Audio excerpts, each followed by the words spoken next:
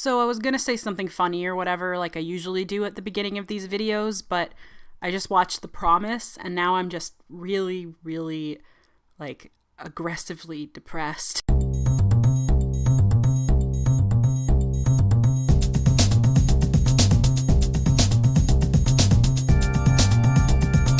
The Promise is a historical romantic drama that centers around the Armenian genocide. We start with a young Armenian man, Mikhail, who wants to be a doctor. He gets betrothed to a girl in his local village and uses her father's dowry to go to medical school in Constantinople. He goes to live with his uncle and ends up falling in love with his young cousin's tutor, Anna. She's involved somehow. It was a little unclear how serious their relationship was, but with an American journalist, Chris, who was in Turkey covering the conflict. The ending made it seem like he was a real person, and he wasn't, which was kind of disappointing. Eventually, Mikhail gets found out by the Turkish government. They're taking Armenian men to be in work camps, which happens to him, and then they're leaving women and children and seniors out, basically to die. He escapes from the work camp, ends up finding his family, and then it basically goes from there through his escaping, trying to get his family to safety, finding Anna and Chris again, and trying to facilitate the rescue of, I think they said, about 4,000 Armenians. The Promise is one of those sweeping period romance films, sort of in the old style of Dr. Zhivago and stuff like that, where people don't talk like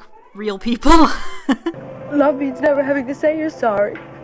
Don't get me wrong, it's not like over the top romantic. They had good chemistry. It was palpable. It wasn't like the world's greatest love story or anything, but it worked. And it did that style really well. The cinematography was beautiful in most spots of the movie, other than the very end, which took place in the ocean, and I actually found that part pretty hard to watch. Not because of the emotional content, but because it's just the way it was shot. The rest of it, the cinematography was very nice. The movie did drag in the second half. It probably didn't have to be as long as it was, although again, that's something that I kind of associate with that sweeping period drama. This movie is extremely depressing, which it should be. I haven't been to a movie in a long time where I just walked out and I was just like walloped by how sad it was. It was done well though. I feel like a film about this subject, which is such a horrifying atrocity, should be like that. It would do the story a disservice to be a happy ending. Spoiler alert time. There's a scene where Mikhail basically finds his entire family, including his pregnant wife and father, just slaughtered, and it's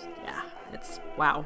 It didn't feel like it was done in a manipulative way, but it was very emotional. It is a message movie teaching people about the Armenian genocide. I don't really know enough about the Armenian genocide to tell, but from what I've read, it was pretty historically accurate, according to what critics who do have more knowledge on the subject have to say from what I've seen. Sad thing that I've seen is that there was a bit of an issue, it seems, with IMDb voters, which, you know, as we all know, are the most reliable people on the universe. Right after this movie was shown at TIFF, the IMDb page had something like 80,000 ratings of the movie, most of which were either 1 or 10. People figured there was some vote brigading there on behalf of, you know, in the case of the 10s, Armenians who really want people to see this film, and in the case of the 1s, you know, people who deny that the Armenian genocide exists and that sort of thing. So I saw an interview with Adam Egoyan where he talked about his film Ararat, where I think the same thing happened. So it's interesting that this is still happening. Oscar Isaac had, as usual, a killer performance. He's an amazing actor. I figure he's going to win an Oscar in the next 5 years as soon as he starts getting some more high profile roles. I usually don't get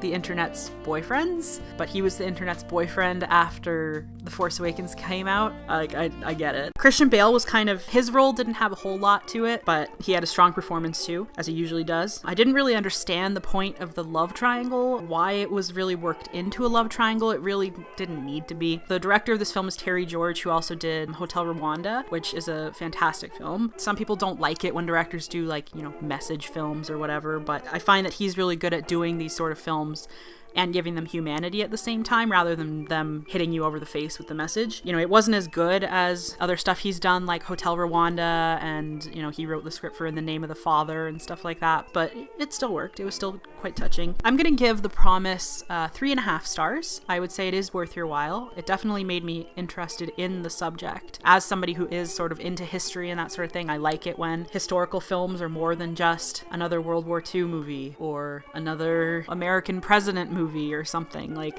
when they are about something a little more obscure. So thanks for watching. I'm sorry this one wasn't all that funny. I don't really feel like being funny right now. I'm gonna try to be mixing up my content a little more from just movie reviews. I have some good stuff planned. Feel free to like, subscribe, follow me on social media down below in the description. Thank you guys for watching, and I will see you next time.